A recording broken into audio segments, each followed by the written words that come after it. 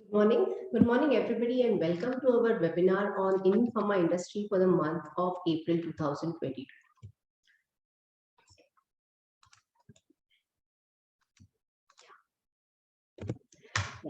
So, in today's topic, we will be covering different areas like we will be looking at overall performance of the IPM, the closing inventory trends, the current performance versus long-term trends of the market, the growth drivers, how the top 40 corporates have behaved, how the different brand rankings have changed in the top 40, the key takeaways, and our interesting section, opinions that matter. So coming to the Indian IPM therapy performance, if you look at the overall level, at a MAT level, the Indian pharma market has shown a value growth of 10% and a unit growth of 30.5%. However, if you look for the month of April, the degrowth is close to the extent of 4.8%, whereas we have seen a unit degrowth of 12.7%. Have all the therapy areas degrown for the month of April heavily? Not really. It is the anti-infectives, it's the nutritionists, respiratory, pain, and hormones market which has shown a heavy degrowth, a double-digit strong degrowth shown by these five therapy areas. And these five therapy areas contribute to almost 40% of the IPM. So their contribution to the degrowth of the IPM has been significant. If I were to remove these five therapy areas and then look at the IPM performance, how would it look? This is how the IPM performance looks. A value growth of 6.4% for the month of April, and the unit degrowth comes down from 12.7% to 2.6% for the month of April. This indicates that the other therapy areas have not been impacted so much in terms of unit degrowth as much as these 4-5 therapies have been. Now, these five therapy areas, since they are contributing to almost 40% of the market, is it really a concern that these therapy areas have degrown? For this, we need to look at 2-3 aspects. The month-on-month growth shown by these therapy areas in pre-COVID times, during COVID times, and now, and also the long-term trends which these therapy areas are showing. And the third aspect, which is important, is looking at the inventory trends, because we also need to ensure and look whether the primary push and the secondary pull is well balanced across all these therapy areas. So what we have done is we have actually plotted the monthly value growth in terms of value growth as well as unit growth for these therapy areas for the month of April 19, 20, 21, 22. Now, April 19 in both the columns shows pre-COVID times. So before COVID times, for the month of April, the IPM has grown by around 10%, and majority of the therapy areas, the growth is somewhere close to the IPM growth. However, lockdown was announced in the month of March, somewhere around 15th March, and it impacted the growth of the market April, May, June. The growth was heavily impacted, and April 20 was the first month where we have seen the significant high impact of COVID. If you see across all the therapy areas showed a significantly high double-digit growth in the month of April. Cardiac and anti-diabetic therapies were exception because they were chronic therapies, and in fact there was people had actually hoarded the goods. That's the reason why the sale was on a higher side.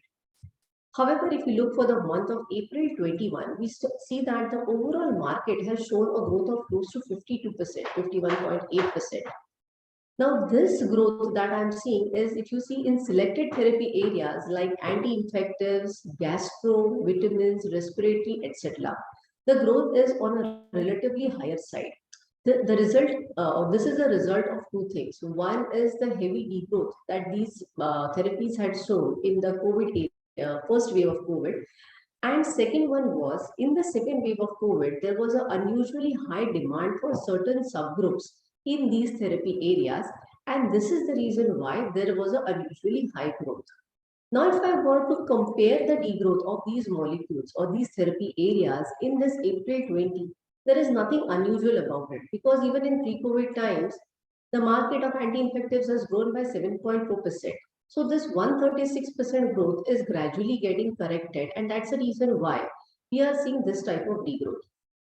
Same thing applies for the nutritional segment, the respiratory segment, and the pain and analgesic segment. It is this heavy degrowth which got corrected along with a high demand Now this entire thing is getting normalized, and that's the reason why we are seeing this type of degrowth in the market. Interesting part is the gastrointestinal segment, which has, in fact, we did not expect the gastro segment to grow that well. But then this is a slight aberration. Why this may be happening? In fact, today we have an interesting session in opinions that matter. That may throw some light in terms of why this may be happening. Now we also looked at how the COVID portfolio and the non-COVID portfolio. This is a slide which we keep on having every time. COVID influenced drugs are the drugs which had some role to play in COVID, either in their treatment or management of complications or sort of immunity booster things. So these COVID drugs for the month of April have degrown by close to 23%, which is quite natural because now this entire COVID paranoia has got over, and most of us are on at least 2 or 3 shots of our vaccines. So that's the reason why COVID drugs, in terms of growth, value growth, unit growth, have degrown significantly. But the good part is the non-COVID influence portfolio has shown a growth of 9%. Last month, when I did this presentation for the month of March, the non-COVID portfolio had not picked up. But the good part is this portfolio, which is under the non-COVID influence section, has started showing a good growth. Then we thought that we should also look at the inventory, because when you're talking about that the market is degrowing, it also indicates that secondary sales may not be happening. There is too much of primary push, but the secondary liquidation is not happening. What we are seeing is, in terms of absolute inventories, IPM has maintained a very good inventory, healthy inventory trend of close to 30 days. Now, the higher inventory in the month of February and March is expected because most of the companies have their annual closing in this time. That's the reason the inventories may be on a higher side. But for the month of April, the inventory has come down. Now, the inventory levels, this is a closing inventory that we are looking at. It does not involve in transit inventory, but then it's an apple to apple comparison. I'm doing the same comparison for all the months. And this is something which is readily available in our Pharma Track microstrategy. Then we are also looking at, this is how IPM has performed. Are there any therapies which are an aberration to this inventory trend? Yes, we did find some aberration. If you look at anti-infectives therapy, the inventory levels as compared to what they were 6 months back have moved to a slightly higher side. And these higher inventory levels are not across all the anti-infectives molecules. There are some specific anti-infectives molecules which have led to this high inventory levels for the anti-infectives therapy. As far as the cardiac segment is concerned, you will see a very nice and uniform inventory trend of around 30 days throughout the last 12 months. Same is for gastro segment. For this month, the gastro segment, the inventory levels have gone down. But we also need to look at for this month, the gastro segment is one segment which has shown an unusually high pickup. That may be one of the reasons why the inventory levels have gone down. Coming to the anti-diabetic segment, a very healthy inventory level maintained from in the range of around 25 to 27 days. Nutritional segment, again, a good healthy 30 days inventory. Respiratory segment is a slight aberration again, where the inventory levels earlier were around 30 days. They came down significantly till the month of Jan. If you understand, if you know that, this respiratory segment, October, November, December, Jan, they are the peak seasons for the respiratory segment, where the pickup may have happened very good. But now, since the season has subsided, the inventory levels are slightly on a higher side, probably 3-4 months to go for the season to pick up again. Pain and analgesic segment again has maintained very good and healthy inventory trends of around 30 days for the month of April. Coming to the gynec segment, again a healthy inventory trend of 30 days. Neuro throughout 31-32 days inventory. Derma and hormone segment. Traditionally, they have been having, for this therapy areas, the inventories are always on a slightly higher side in the range of 35 to 40 days, but then the consistency has been maintained. So this also doesn't seem to be an issue. So as far as the inventory trends are concerned, we understand that the primary push and the secondary pull are well balanced across majority of the therapy areas in the Indian pharma market. Then we are also looking at the long-term trends. It is very important to look at the market from the long-term trend line because 2 years of COVID were an aberration. now our market is getting back to normalcy, and how good is that normalcy, or how fast we are getting towards that normalcy is very important to be noticed. Now, this is a trend line which we have plotted from Jan 2017 onwards. There was a dip in the month of Feb and March, but if you see for the month of April, the market is actually, has gone healthily back to the long-term linear trend line, which is an absolutely good and healthy sign. And as the second half of the year progresses, if you look at the Indian seasonality of the market, it is the second half, that is June to December. That is the time when the IPM growth is really good and healthy, because we have those monsoon season, winter season, where a good amount of acute portfolios pick up well. If the season picks up well, probably we may end up with a very healthy trend line going forward. Coming to the anti-infective segment again, if you see the anti-infective segment, both the unit and value trend lines are moving back to the long-term linear trend line. Cardiac, it has moved slightly above the normal linear trend line. Gastro segment, in fact, if you see the gastro segment, you will see that gastro segment, in fact, the trend line has moved up significantly above, the actual sales has moved up significantly above the linear trend line. And today's OTM will throw light on why this may be happening. Anti-diabetes segment, again, back to the normal linear trend lines. Nutritionals, respiratory segment, if you see respiratory segment, now that the season was down, we had seen a significant dip in the month of February, but gradually the market is also picking up. So it is indicating that my dip in maybe, more relative in terms of what it was same time last year, but in terms of long-term trend, we are back to the normal trend. Same thing I see in the pain and analgesic segment, where I am much above the linear trend line. Derma segment has picked up well. If I look at the neuro-CNS segment, typically the neuro-CNS segment, if you see the unit consumptions, we see a good amount of peaks and troughs in the market. Probably it is the bulk buying which happens, because of which we see such type of peaks and troughs. But then this market in terms of units has actually moved up significantly this time. Gynec segment also has done pretty well. So majority of our therapy areas, while we may be concerned that there is a lot of degrowth that we are seeing in the market, if you look at our long-term trend lines, this degrowth doesn't really seem to be of a great concern as such.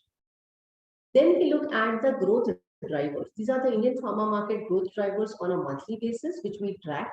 If I look for the month of April, it is the price-driven growth which has contributed to the growth. The new products and the volume-driven growth is highly negative, because same time last year, if you see, volumes had driven up the growth significantly, and a good number of new introductions like favipiravir, remdesivir, which were anyways high value, and many of the new introductions that happened in this market last year were in the COVID-influenced therapy drugs.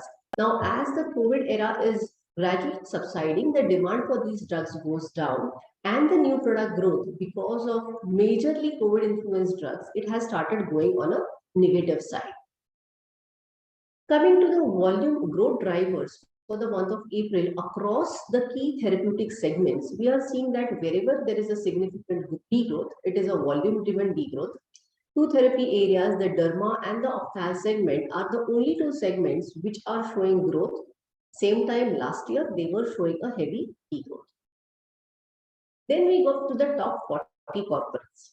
Now, if I look at the top 40 corporates, close to the top 20 corporates, they contribute to close to 70% of the IPM. Now, we will see that majority of the corporates are showing a significant volume degrowth or unit degrowth for the month of April. But then typically it's the market scenario, because they have a significant portfolio which lies in the degrowth portfolio. Now, since they are 70% contributors to the IPM, their performance directly influences the performance of the Indian pharma market. But then this is a temporary scenario, because if you look in terms of long-term perspective, somewhere the market should revive significantly, because same time last year, the months of April and May were the 2 months where the growth was to the extent of 50%. And this degrowth is a result of that excessively high growth. So in another 2-3 months, this entire scenario should get corrected. Again, even for the next 20 corporates, majority of them are showing a strong degrowth. Obviously, they were in the strong COVID portfolio, which had grown well same time last year and which is now degrowing. Coming to the top 40 brands, the interesting news for the top 40 brands in this market is Glycomed GP, Augmentin, Mixtard, Lantus. These were the brands which in pre-COVID times were among the top brands. And the interesting part is now these brands are at our positions 1, 2, 3, 4 at a MAT as well as month level. This is indicating that we are actually going back to our very strong normal. So it's entirely going back to the pre-COVID ranking, indicating that the scenario has normalized to a great extent. Even in the next 20 brands, we will see that there is a major reshuffling of rank within the brands, which is also indicating that a great normalization has happened. So the key takeaways we have from this presentation or analysis is the market degrowth. I call it a perceptible market degrowth because we are perceiving it as a market has degrown, but actually it is the correction that has happened in the market. Because if you look in terms of linear trend line, the market is doing well. It's a direct impact of the unusually high growth for the month of April 21. While COVID influenced portfolio has shown a heavy degrowth for the month of April, the non-COVID influenced portfolio has grown well at 9.2% in the same time period.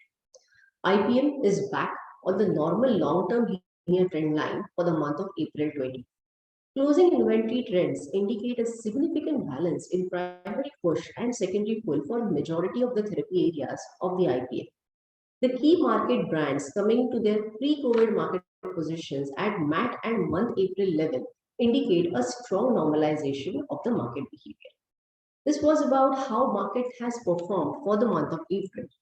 And next, we move to our very interesting section, Opinions That Matter.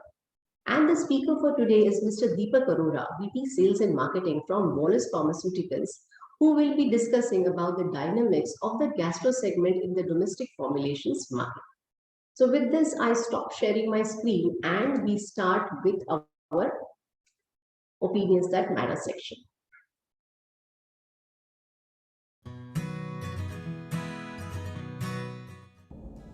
Good morning, everyone. Welcome to our latest edition of Opinions That Matter. This month, while I did not really get a chance to meet someone in person and have an interview, I got the privilege of talking to someone who's been a stalwart when it comes to the gastrotherapy. He's been someone who's been instrumental in getting the company recognized in this therapy segment and has been a person who believes in leading from the front.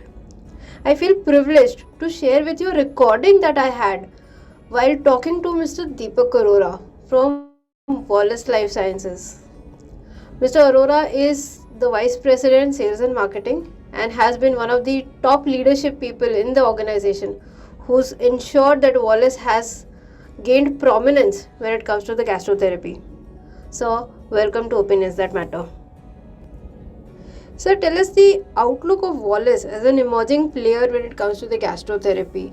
How do you see Wallace performance in the gastrotherapy segment?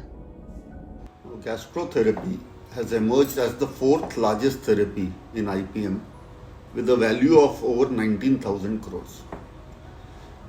This gastrotherapy has always been a thrust area for Wallace. Compared to the Wallace rank in IPM in the top 50, as far as gastrotherapy is concerned, we have achieved the 20th rank. Even the market share of Wallace in gastrotherapy is 3 times its market share in the IPM. Wallace has always been focused on pediatric gastroenterology with treatment options in diarrhea management, antacids, constipation and probiotics. However, to increase our presence in the gastro market, we have recently launched Gastro division, which is totally focused on the gastrotherapy. The objective is to be perceived as a serious player in this therapy through the launch of newer molecules that address the changing lifestyles of the population, specifically IBS and non-ulcer dyspepsia. Also, sir, I'd like to understand from you what has been the post-COVID scenario and the performance of gastrotherapy. So now, if you look at the breakup or the composition of the GI tract, it has a very high expression of the angiotensin converting enzyme 2 receptors, which is the ACE2 receptors, which makes it prone to the direct damage from the cellular invasion of coronavirus. And as a result, we saw that every patient affected with COVID had a lot of GI symptoms, including diarrhea, vomiting, anorexia, etc., which is a direct fallout of the coronavirus infection, but also the side effect of a lot of drugs that were administered to manage the infection. In addition, we had this lockdown and work from home phase. Now, this phase resulted in sedentary lifestyles, lack of exercise, poor eating habits, including a lot of binge eating as well as increased alcohol consumption. Another major change which happened during this time was that the income levels had been affected to a large extent as a direct result of pay cuts or loss of jobs, giving rise to increased anxiety and stress. And if we see the changing trends of the GI ailments earlier that were more prominent in the geriatric population are now also being seen in the younger age group. A combination of all these, that is the infection, the changing lifestyles, etc., have given rise to a lot of psychological issues, with the largest presenting symptom being the GI symptoms like chronic non-specific abdominal pain. There's been a lot of dyspepsia and chronic constipation. And if you look at the endoscopic evaluation, it really does not reveal any underlying cause. So tell us something about the emerging molecules in the gastrotherapy. I mean, which are the molecules which you believe are the ones to be looking out for and would probably be doing really well? So now if you look at the data itself, the top molecules as well as the growth drivers in this market continue to be dominated by conventional molecules, whether it is the PPIs and their combinations, or it is the probiotics, drugs for constipation management, as well as hepatoprotectors. So going forward also, the management of these GI disorders, essentially what we've been talking of, the IBS and non-ulcer dyspepsia, will continue to be dominated by conventional molecules. At the same time, there's an increasing incidence of liver and pancreatic disorders due to changing lifestyles as well as increased alcohol consumption. This has led to a great surge in the prescriptions for hepatoprotectives and digestive enzymes. Anxiolytics have also found increased use because a lot of these GI disorders, we know that they are only the presenting symptoms of underlying psychological issues. If you look at the various molecules, there are a lot of promising molecules which are in development or already been launched in the treatment of these GI disorders. Essentially, a lot of the current research is targeted as management of chronic idiopathic constipation and IBS. The newer synthetic drugs like prucalopride, which have already been launched. Then there are drugs which have different mode of actions but targeted at the same indication. You have velucetrac, which is a 5-HT4 agonist. You have relamorelin, ghrelin agonist. There's traspirobin, which is a dopamine receptor antagonist, which offers much better safety compared to metoclopramide or domperidone as far as its safety in extrapyramidal symptoms is concerned. All these are currently effective in the treatment of GI disorders. Even as we look at our traditional system of medicine, it is believed that most of these diseases originate either in the mind or in the gut. we see a lot of awareness that has been increasing on gut health. And that is the reason there is a growing attention given to alternative ways to prevent or treat diseases. Nutraceuticals are used increasingly for this purpose. There are many of them which are being used for alternate therapy, and the most commonly marketed nutraceuticals, of course, we know are probiotics, but then we also have the dietary fiber and the prebiotics. We have inulin, galactomannan, there's resistant wheat starch, and there are the oligosaccharides, maltodextrin and polydextrose.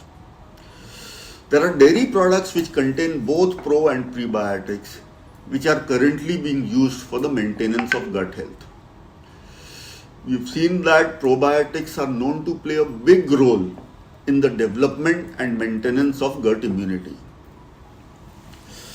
At the same time, if you look at the entire practice of gastroenterology, it also involves the use of a lot of surgical procedures in addition to the drug therapy. Now, in the surgical space, there's a lot of disruption happening in terms of the improved procedures, the newer techniques and instruments, and minimal access surgeries. There are various institutions like Pristine and websites like Practosurgery which are promoting surgeons as well as surgical procedures. They aim to provide short-term procedures at lower costs. So now this will directly contribute to increased access and information to the patient. And the increased surgical procedures will definitely influence increased use of drug therapies. How does Wallace plan to capitalize on the growing opportunities of the basket of the gastrointestinal therapy, sir? Wallace has established strong equity in the gastrotherapy through its multi-speciality approach in its flagship division. Now, through the launch of the Gastro division, we are focused on the gastrotherapy through a speciality-focused approach on practicing gastroenterologists and the gastrosurgeons. We have been consistently increasing our product portfolio through our offerings for varied GI disorders. So in addition to the newer molecules, we have our formulations R&D, which is working towards improved product offerings that have better bioavailability, better drug stability, or better patient compliance. On the marketing front, we are committed to customer acquisition through a lot of scientific and academic activities that are aimed at doctor education as well as uplifting their practice. We are also investing a lot on training our field staff by uplifting their scientific and communication skills. So this has also helped us in improving our corporate image, better customer conversion, higher employee morale, and higher employee retention. So thank you so much. This was quite interesting and very enlightening when it comes to the gastrotherapy. Thank you. Thank you so much. I would also take this opportunity to thank our industry partners for joining us today morning. Let me also remind you that the national and regional level MAT April 2022 data is already released on the MSTR platform by Pharma Track Audit. This is for the first time that has happened in the industry, and we assure you with the shift to the MSTR platform, the servicing is only going to increase, and make sure your manual work gets decreased every month. Also a small reminder that the AWACS awards have been announced. The nominees will be out by June 2022. Stay tuned and do let us know if you need any insights from our end when it comes to the IPM performance.